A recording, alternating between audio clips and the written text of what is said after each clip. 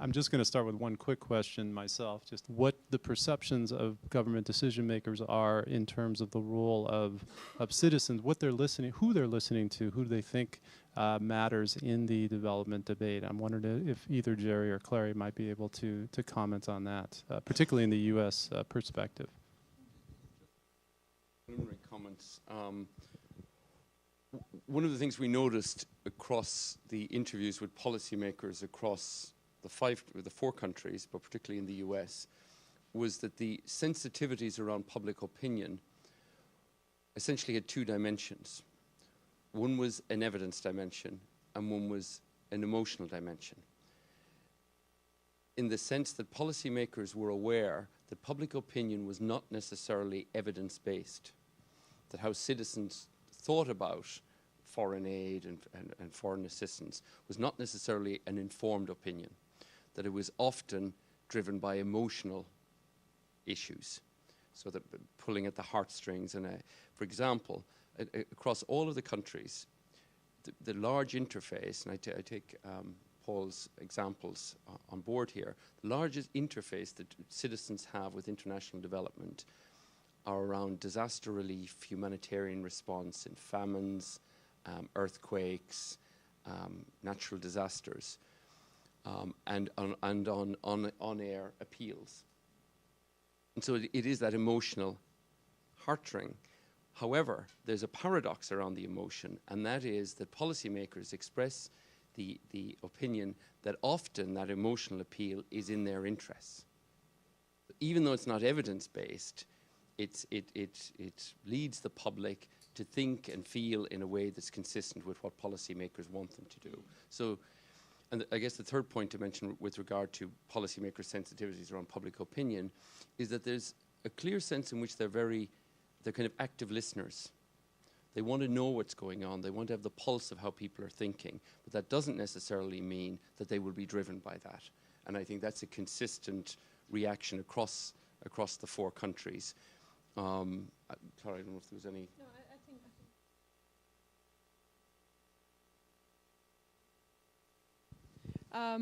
they're definitely interested in knowing what the citizens are thinking about, but they will not follow it blindly. So they're willing to go against it if they feel, for example, they have a moral obligation to commit to a certain policy and there's no public support for it.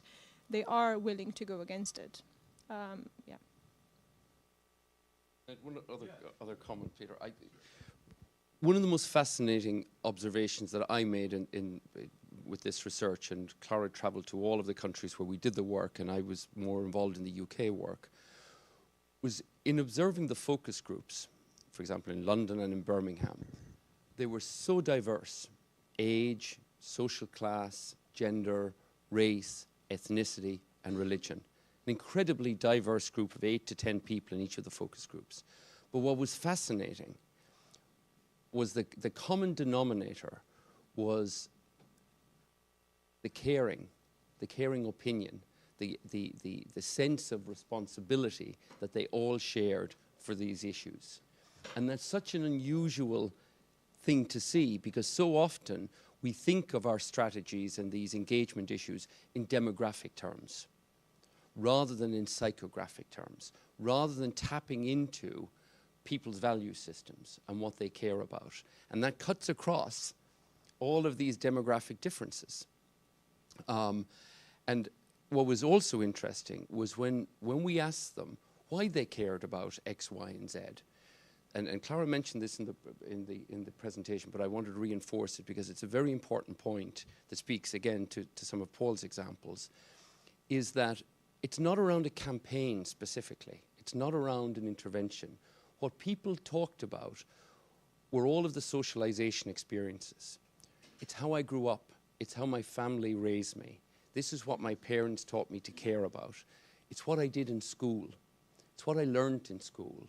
Or the third example was in faith-based organizations, in their mosques, in their temples, in their churches. This is what was prioritized. And so one of the big takeaways from us in this research was that if you want to engage people, it's too late in their late teens or into their 20s, that it happens at a much, much younger age, where there's an appreciation at home, in schools, in faith-based organizations about the significance of these issues. Again, in Charles's terms, not around charity, but around partnership and around kind of a moral responsibility. Let me stop there. I have lots to say about this research. Stephen Salyer, Salzburg Global Seminar. Just a brief comment and then a question.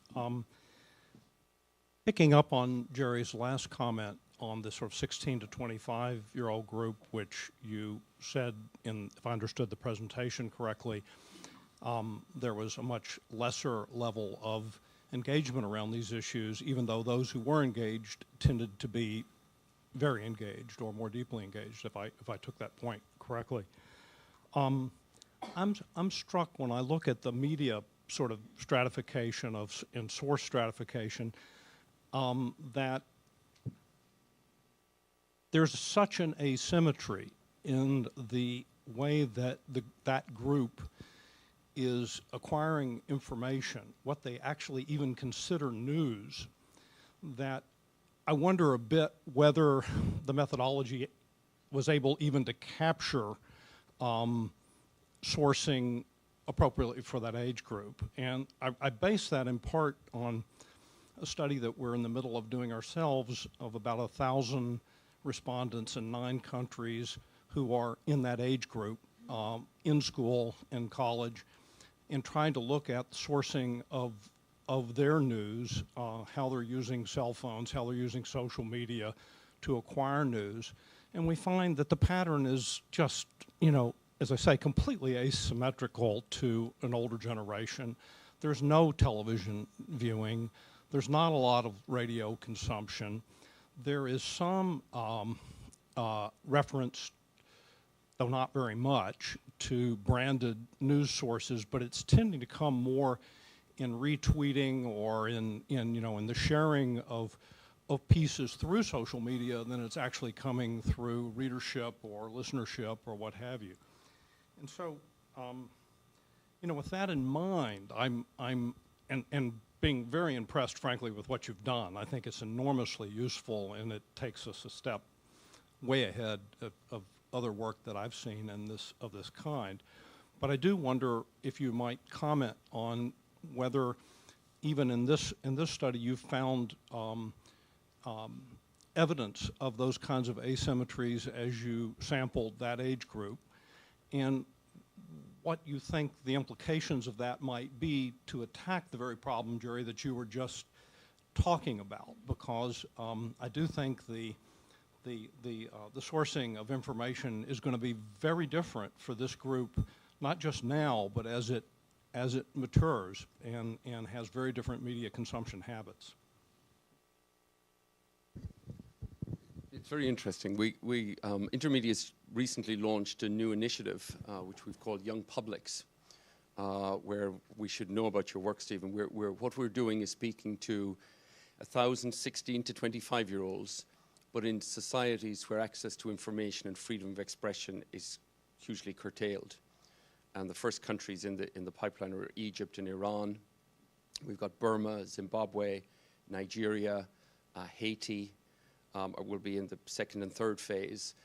And the early findings from that work, and based on our literature review that we've conducted before we'll actually go into, we're in the field at the moment in Iran and we'll be in the field in Egypt this month, is exactly consistent with what you're describing.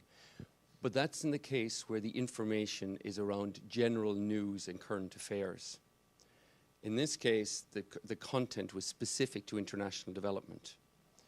And so I think for some surprising finding was young people and most people are not seeking out information around international development. It's a very specific subgenre within news and current affairs.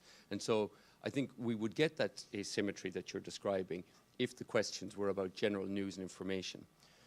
And the second point was, if you notice, there was 44% of people in the US reporting sharing information around international development online. So sending links and sending videos. That was the highest proportion across the 5 countries. So there is definitely a phenomenon in the US in terms of how people are using online sources, but in terms of sharing information, not necessarily seeking it out, but once they found it, there is this pattern and tendency for people to share it with others. So it's a bit of a mixed bag, but I think the key difference is your focus and our focus in the young public's work on general news and information as opposed to content that's specific to international development.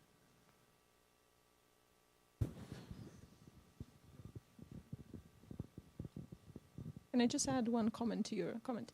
There were, the results were very different in China, which is very interesting. So in the Western countries, people generally, first of all, are not active seekers of information on international development, but they also don't use social media. This is very different in China because even though people receive information from mass media, they do not trust it. So they will go to online sources, especially to social media, to check that information. So if we had this presentation for China, you would see a very different picture there, especially for young people. Also, just introduce yourself when you ask your question. Thanks. Sure. Hi, I'm Alina Zhishkovsky. I'm with the Global Development Network. And what I was wondering, I have two questions. One is with the influentials, did you include anybody from the multilaterals like the World Bank and United Nations organizations? Heads of NGO is one thing, but some of the other groups that are very influential in developing countries would be interesting. And secondly, what are you going to do in terms of publicizing this report and your website? Because I think that's the other step. I mean, this is great that you're doing this presentation, but obviously this is a very small, select group of people, and there's a lot of other ways of I would think that you'd want to open up this discussion. There's a lot of different types of groups that are working on the same issues, things like the diaspora groups and other groups within the U.S., So, I would hate to see that you'd put all this effort into putting these reports and these websites and not have it, and not only in this country, but also in the countries that you did work in. I'd be interested to know if you are planning to share the published reports and have this sort of interchange on the web to be expanded out into the countries that you are in and to other countries. Thanks. Let me take the first one. We included multilaterals in all countries. So, for example, in the U.S., I can't give you the entire list because some interviewers prefer to stay anonymous.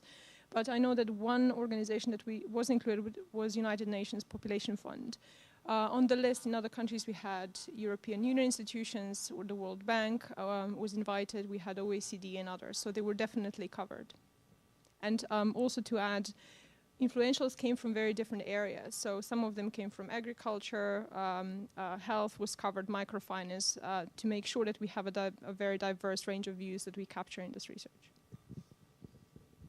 Yeah, regarding the dissemination of the research, I'm not sure if you were in at the beginning, but Jerry mentioned that they've been giving presentations in a number of locations previously, particularly in Europe, in France and the UK, and planning in Germany, and hopefully maybe get to China if we cross our fingers. In addition to the website, the Audienscapes website, we have a newsletter that we send out from the Audienscapes website, which goes to about 4,000 development professionals around the world. We've been actively tweeting and contacting journalists and bloggers in various countries. As well as other organizations, development organizations. So I think we've been trying to get it out as widely as we can. If anybody here has other contacts or ideas about how to disseminate, for example, the diaspora idea is a great one. That's something we hadn't really pursued. But we're trying to be as aggressive as possible to get it to as many people in the development community as possible.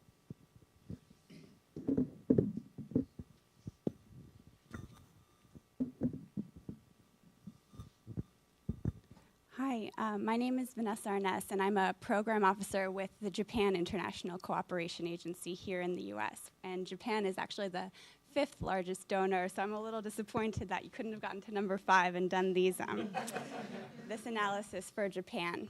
But I wanted to ask 2 questions for you. One is about the MDGs and how they've been a very useful tool to encourage advocacy among the population for specific development goals, particularly on the social side of development. And so I wanted to know your thoughts about the MDGs, if they've been effective, if tools like that should be continued in the future, or what will happen after 2015 when the deadline is set. And my second question is, they focus so much on social development, but what about the other side of development, which is more focused on sort of the productive sectors like infrastructure development or road construction, power generation? It seems like there's a smaller advocacy group for those issues, but they're also critically important. So I wanted to know your views on how do you mobilize support, because that's something that Japan is very active in. So I'd like to know your thoughts on how can you mobilize support for those types of fields as well that are important in international development. Thank you.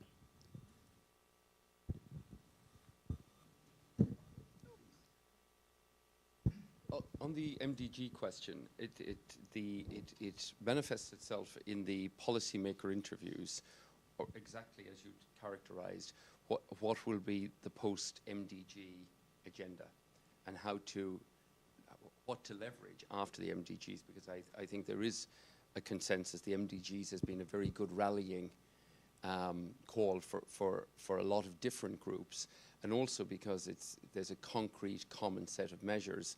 There's been, again, a common language. There's been a common vocabulary, a common currency for people.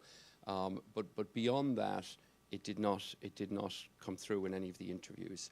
I know from the research I've seen in the UK that there's something, I think it's 15% of UK citizens have heard of the MDGs, but actually only 4% of them, if I'm remembering correctly, actually knew what they were.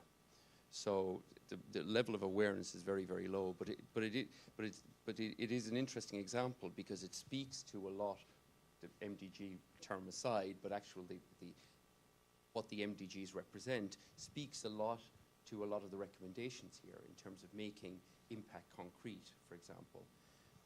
Your second question on infrastructure, again, not explicitly, but there was, as Clara mentioned, when we asked the policymakers and the influentials around priority sectors or areas, there wasn't a lot of consensus. What there was consensus around was the systemic challenges, part of which is infrastructure. And so there is a recognition that just taking care of education or water or climate change won't quite address the bigger problems, and those bigger problems being systemic and governance and corruption and all of those connotations. So it's in there, but it's not in there as explicitly as I think that your colleagues at JICA would like. So maybe the next country should be. Sure. You know, those are really good questions. I think for our constituency, MDGs, I think it has been used as part of a joint campaign called Catholics Confront Global Poverty. And again, in the same way, I think that Jerry pointed out in terms of a common vocabulary, some very concrete issues, girls' education, issues that relate to water, issues that you can measure or hopefully measure.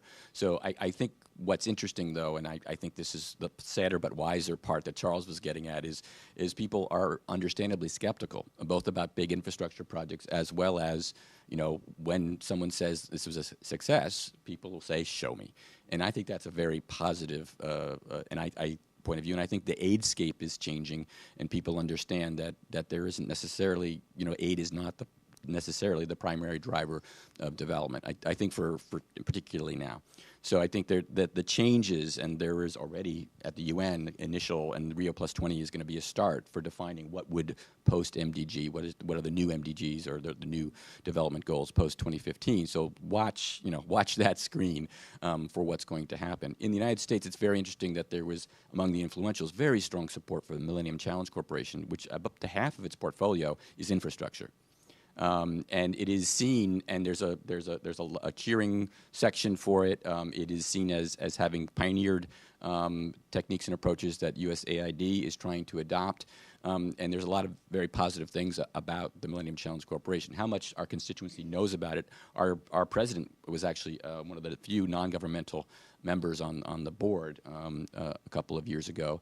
At the same time, they are also trying to address corruption by saying we only work in countries that have addressed, are going to invest in their own people, have addressed some of these issues of corruption. So that is a way of doing it. On the other hand, for our constituency, and I'm particularly a faith-based organization, we're concerned about the people who are left out. And that's why we focus on some of those poverty-focused kinds of issues, which, again, sometimes they relate to infrastructure, but they're not necessarily as focused. And in some cases, the countries that are doing fairly well can attract private investment for infrastructure. And so it kind of cuts both ways. If I could just throw in real quickly, regarding the issue of who's responsible and you know, what Charles brought up, apart from governments themselves, did people mention other types of organizations, or how did NGOs fit into the picture, for example? You probably saw in the presentation that in all countries we had quite a big group called Other. I think in the US it was about 20%. In there, NGOs fall in there, but there was no, it wasn't a huge chunk of that other part of it. People named individual citizens, they named individual politicians, they named private sector, private companies, NGOs, international organizations. So there was not a huge portion of that part that went to NGOs or any other sector for that matter. Even internationally. No, even internationally.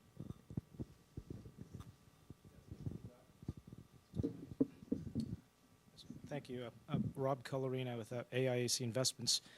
Had the chance to live the last 3 years in Africa. My question is with respect to on some of the counterparty folks you were speaking with from the government or these other officials, did you detect trends, geographic trends, as far as them using staff to get buy-ins into or inputs to their decision-making versus the officials themselves?